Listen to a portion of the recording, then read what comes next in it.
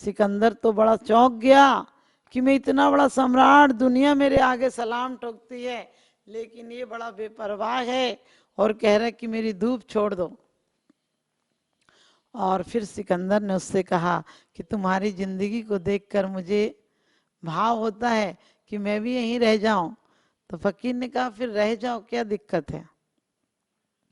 उसने कहा मन तो करता है, लेकिन क्या बताऊं, अभी कुछ जिम्मेदारियां हैं, अभी कुछ सोच कर निकला हूं, वो पूरा करके जरूर लौटूंगा। एक यात्रा को लौटा हूं, यात्रा पूरी हो जाएगी तब तुम्हारे पास जरूर आऊंगा। तो फकीर ने कहा किसी की यात्राएं कभी पूरी नहीं होती हैं, चाहे वो 50 साल में जाए, चाहे 80 साल में जाए, चाहे 90 साल का जाए। 90 साल का बाबा भी मरे तो एक बात कहता है, अभी पड़ पोते के बच्चों का मुंह और देख लेता। लेकिन जीवन में कभी सब्र नहीं आती है इंसान को, और सब्र आना हो तो बचपन में भी आ जाती है। क्या देखना दुनिया में, देखने लायक क्या है। यहाँ तो बूढ़े भी तड़फ कर मरते हैं, यहाँ तो सम्राट भी भिखारों की तरह खाली हाथ करके चले जाते हैं। उनके बारे में भी क्या सोचना, क्या उनकी होड़ करना। तो उसने कहा था कि यात्राएं कभी पूरी नहीं होती हैं, जिंदगी के मंडप में हर खुशी कुंवारी है, जिंदगी के मंडप में हर खुशी कुंवारी है, और यहाँ कौन किससे मांगने जाए, हर कोई भिखारी है, हर कोई भिखारी है। यहाँ पति पत्नी भी एक दूसरे से भीख मांग रहे हैं, सम्राट कोई नहीं है, छीना झपटी में लगे हैं, दौड़ा धप्पे में लगे हैं। आते हैं तो बवंडर उठाते हैं, जन्म होता है तालियां बजती हैं, थालियां बजती हैं, और मरते के टाइम पता तक नहीं होता है कब कौन किस दिन इस जीवन से तोता उड़ जाएगा। लेकिन जो ज्ञानी होते हैं वो इस तोते को, रहते हुए इस पिंजरे को सोने का नहीं बनाते हैं, उस तोते को जीने की कला सिखाते हैं, और जीवन से मुक्त कर देते हैं, मरण से मुक्त कर देते हैं। और कहते हैं, लाओसे नाम का वो फकीर था, और उसने कहा कि हमारी तो रहने की अच्छी व्यवस्था है। उनने कही व्यवस्था के नाम पर तो झोंपड़ा तक नहीं दिखता। एक बहुत बड़ा पाइप डला था, उसने कहा बरसात होती है तो हम दोनों इसमें लेट जाते हैं, और तुम चाहोगे तो तुम भी लेट सकते हो, इस पाइप में बहुत बड़ी जगह है। सिकंदर तो चौंक गया कि मैं इतने बड़े महल बनाता हूँ, जगह जगह मैंने बड़ी बड़े महल बनाए हैं, इमारतें बनाई हैं, तो भी मैं चैन से नहीं सो पाता हूँ।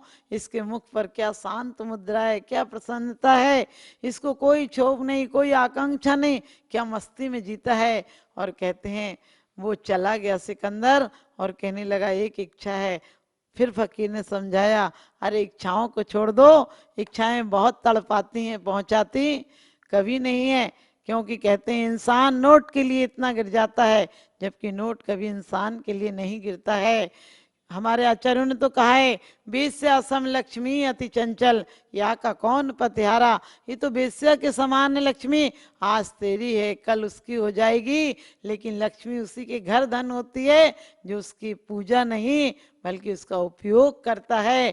क्योंकि पूजा करके तो आप तिजोरियों में बंद कर देते हैं। आप सोच कर देखना, आपको कोई यदि तिजोरी में बंद कर दे, भले वो तिजोरी हीरे की हो या सोने की, आपका मन नहीं लगेगा, आप खुश नहीं रहेंगे। लेकिन आपको घूमने फिरने की आज़ादी हो, क्योंकि धन आदमी को नौकर बना देता है, और सम्राट उसी का हो पाता है, जो वही व्यक्ति सम्राट हो पाता है जो धन का उपयोग करता है, धन की सत्ता का सदुपयोग करता है, वही एक दिन महा सम्राट हो पाता है। तो कहते हैं कि लाओस तो वहीं रहा और सिकंदर चला गया। अचानक सिकंदर लौट रहा था और बीमारी से ग्रस्त हो गया। उसने दौलत को कहा कि दौलत से शायद कुछ प्राण बच जाएंगे, लेकिन प्राण नहीं बच पाए। उसने बहुत गिड़गिड़ाया, बहुत रोया कि मुझे एक जरा सी 6 घंटे की मोहलत दे दो, 1 घंटे की मोहलत दे दो, मैं अपनी माँ को मिल लूं। लेकिन कहते हैं वैद्यों ने कहा था कि तुम कितनी भी दौलत देना, अब तुम्हारे लिए मौत ले ही जाएगी, अब तुम्हें मौत छोड़ेगी नहीं। और आप ध्यान रखना कि वो सिकंदर जब मरने लगा तो उसे व्यर्थता नजर आई। हर व्यक्ति को मरते टाइम व्यर्थता नजर आती है। जब परिवार के लोग आपके पलंग के पास खड़े होकर पूछते हैं डॉक्टर से कितना टाइम और रह गया, सोचो कितना दुख होता है कि इन बच्चों के लिए हमने जिंदगी दांव पर लगा दी, आज ही मेरी मौत की कामना करते हैं। जिन बच्चों के लिए हमने लंबी उम्र के लिए लाख लाख दुआएं की थी, प्रयास किया था, वही डॉक्टर से पूछते हैं अब और कितनी देर रह गई।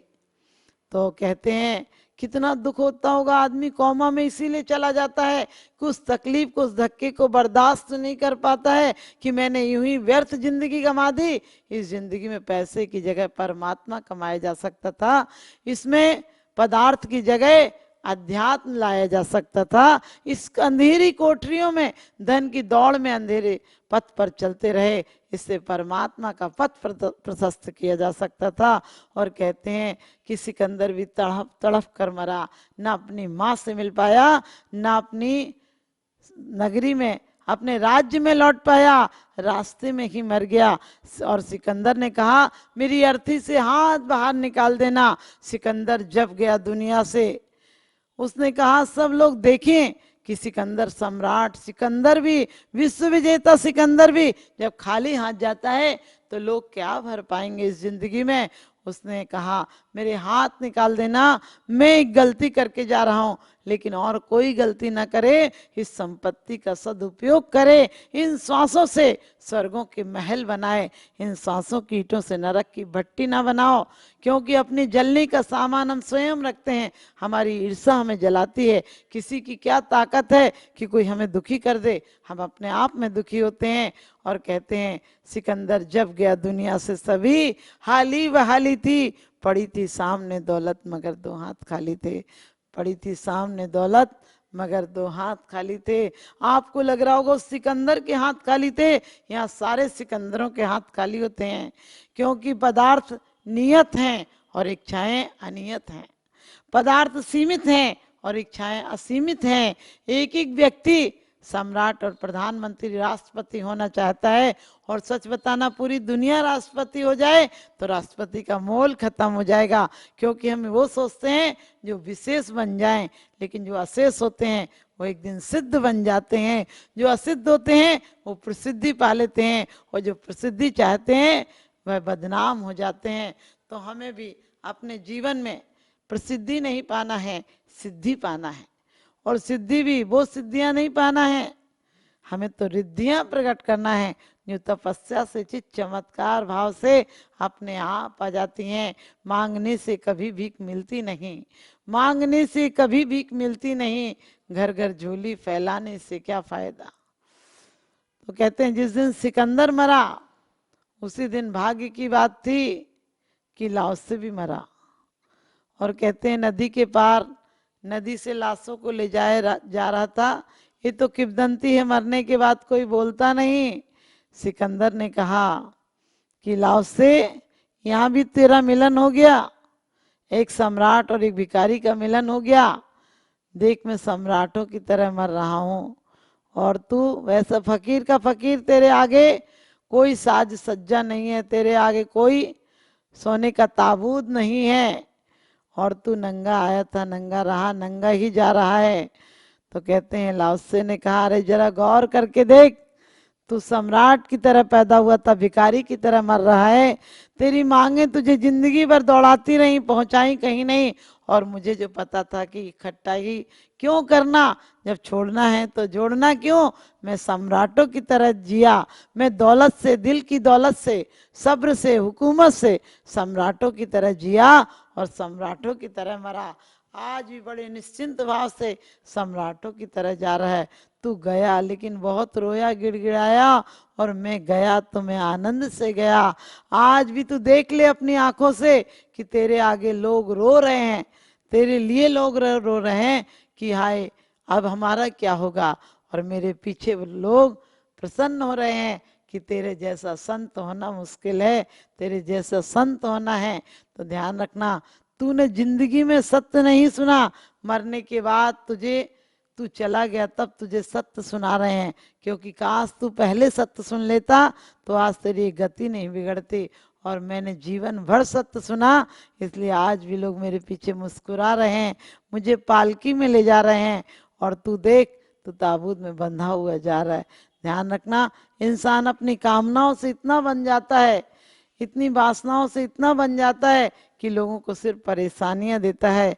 क्योंकि कहते हैं झूठी बातों की वाह वाह मत किया करो, झूठी बातों पर वाह वाह मत किया करो। वास्तव में यही बातें तो तुम्हें तबाह तबाह कर देती हैं, यही जिंदगी की आकांक्षाएं तुम्हें तबाह कर देती हैं। और जिंदगी दौड़ती बहुत है, पहुंचती कहीं नहीं है। इसलिए जिंदगी के मंडप में यदि कुछ पहचानना है, जिंदगी के मंडप में कुछ पाना है, क्योंकि जिंदगी हमेशा अधूरी मरती है। और लेकिन जो जिंदगी के रहस्य को समझ लेता है, जिंदगी मनुष्य भव तो कभी कभी मिलता है, लेकिन जो जिंदगी के असली रहस्य को समझ लेता है वो सम्राटों की तरह मरता है। लोग सोचते हैं धर्म हमें कुछ दे देगा, ध्यान रखना धर्म कुछ नहीं देता है। धर्म यदि देता होता तो आप ध्यान रखना, सुकोसल सुकमाल पांडवों को भी धर्म में क्या कमी थी उनके धर्म में? धर्म से चारित्र से वो आभूषण थे, चारित्र ही उनका आभूषण था। और 3 लोग वंदनीय मुनि पद उनके पास था। लेकिन नहीं, धर्म कष्ट दूर नहीं करता है, धर्म कष्टों को सहने की शक्ति देता है। इसलिए कहा है धम्मो मंगल मुकिटम अहिंसा संयमो तभो देवावितम नमस्संति जस धम्मे सयामणो। कहते हैं कि मैं नमस्कार करता हूँ धन को, धर्म को, जो धर्म अहिंसा संयम और तप देता है। क्योंकि अहिंसा यदि बीज रूप में होगी तो जो कुछ होगा वो संयम और तप होगा। आज हम तप के नाम पर खाना छोड़ देते हैं, तप के नाम पर कपड़ों का प्रमाण बना लेते हैं। लेकिन सच पूछो, कपड़ों का प्रमाण बनाओ या नहीं बनाओ, कपड़े तो छूट ही जाएंगे, उन्हें भी क्या छोड़ना। लोग कई बार कहते हैं कि हमने परिग्रह प्रमाण कर लिया, हमने 2 लाख रख लिए, बाकी बच्चों को दे दिए। अरे बच्चों को दो या नहीं दो, पड़ोसी को देने थोड़ी जाओगे, तुम्हारे मरने के बाद भी तुम्हारे बच्चे ही दौलत लेंगे। इसलिए उस दौलत को छोड़ो या ना छोड़ो कोई फर्क नहीं पड़ता, लेकिन दौलत मिली है तो किसी के काम आनी चाहिए, किसी मजबूर, किसी अपाहिज, किसी लाचार के काम आना चाहिए।